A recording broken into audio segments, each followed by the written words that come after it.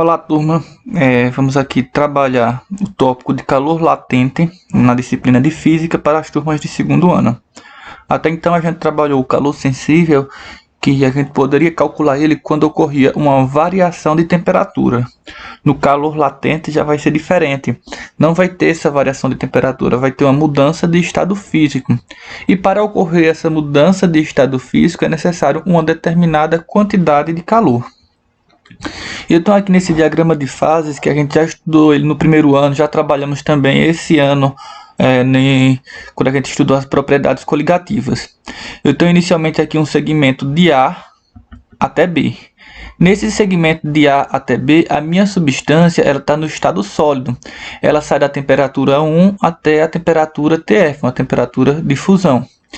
Nesse intervalo aqui de tempo, essa minha substância ela precisa ganhar calor para aumentar essa temperatura. Então, por isso que a gente está vendo aqui esse patamar subindo, essa reta subindo.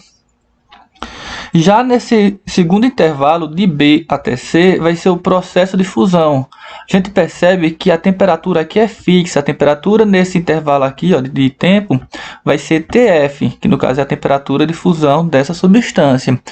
Para essa substância ela transformar do estado sólido para o estado líquido nesse processo de fusão, ele vai precisar ganhar uma quantidade de calor, que vai ser aqui Q2. Essa quantidade de calor que a gente vai aprender a calcular hoje, tá certo? Então, a partir desse diagrama, a gente percebe que de A até B eu vou ter o calor sensível, de C até D eu vou ter calor sensível, e de E até F eu vou ter calor sensível também. Por quê? Porque é onde está acontecendo uma variação de temperatura. Já no processo de ebulição e fusão, a minha temperatura é constante, então vai ser um calor latente. Dessa forma, o calor sensível ele vai apresentar uma variação de temperatura. Ele não vai ter mudança de estado físico. Já no calor latente, que é o tópico novo que a gente vai trabalhar hoje, ele precisa ocorrer uma mudança de estado físico. E com essa mudança de estado físico, você não vai ter uma variação de temperatura. Para eu calcular o calor sensível, nas aulas anteriores, a gente viu que eu posso utilizar a fórmula, que é a quantidade de calor, é a massa da substância, vezes o calor específico, vezes a variação de temperatura.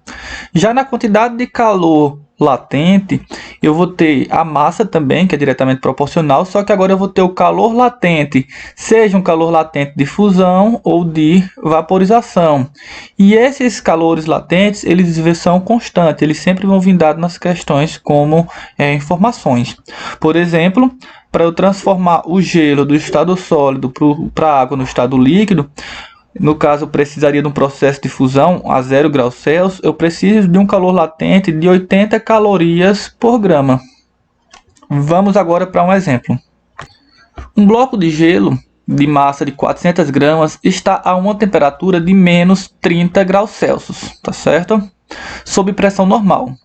Na questão, ele lhe dá aqui LF, no caso é o calor latente de fusão, LV, o calor latente de vaporização, o calor específico do gelo, que é 0,5, e o calor específico da água no estado líquido, que é 1 caloria por gramas graus Celsius.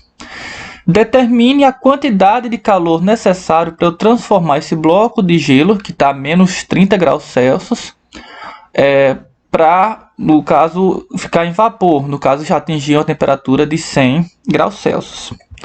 Então, inicialmente eu vou ter aqui meu gelo a uma temperatura de 30 graus Celsius. E esse gelo ele vai atingir aqui até 0 graus Celsius.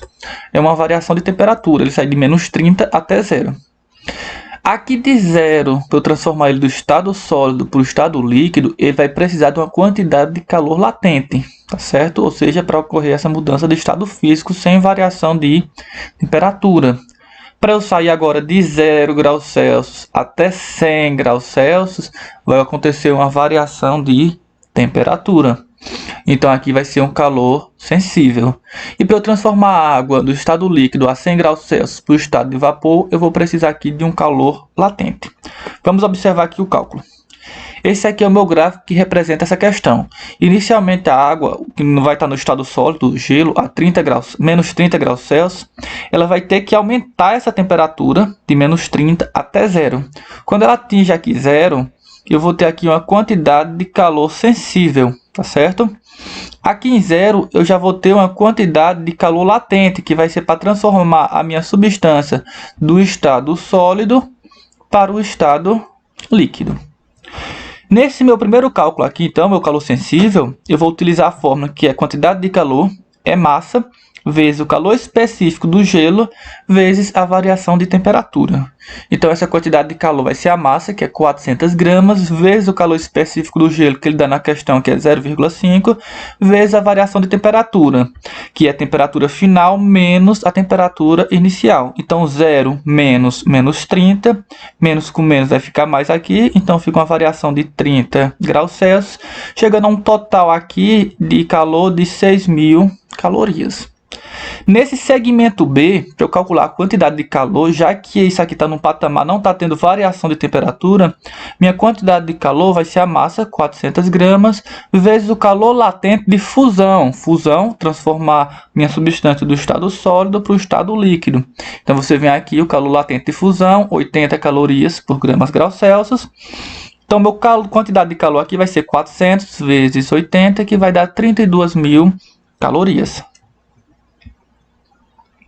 Nessa parte crescente aqui do gráfico C, no estado líquido, a minha substância ela não muda de estado físico quando ela está aqui de 0 até 100, né? Então, dessa forma aqui, eu vou ter um calor sensível. Esse calor sensível eu vou calcular por essa fórmula também, que é a quantidade de calor é massa vezes o calor específico da água no estado líquido, vezes a variação de temperatura. Então, eu tenho a minha massa 400 vezes 1 do calor específico, vezes 100 da variação de temperatura, chegando a uma quantidade de calor de 40.000 calorias. Por fim, esse segmento D, que eu vou ter aqui a transformação da minha substância do estado líquido para o estado gasoso, para o estado de vapor, perdão. E dessa forma, eu tenho a minha massa, que vai ser 400 gramas, não tenho variação de temperatura e eu vou utilizar o calor latente de vaporização, que ele é dado na questão, que é 540 calorias por graus Celsius. Então, 400 vezes 540 vai dar 216.000 calorias, certo? Então, eu já tenho aqui as quantidades de calores do processo de menos 30 até 100 graus Celsius. O que é que eu vou fazer agora? Somar todas essas quantidades de calores. Inicialmente 6.000, mais 32.000, mais 40.000, mais 216.000, chegando num total de energia de 294.000 calorias, certo? Então, esse é um tópico que eu precisava passar para vocês hoje. Valeu e até mais.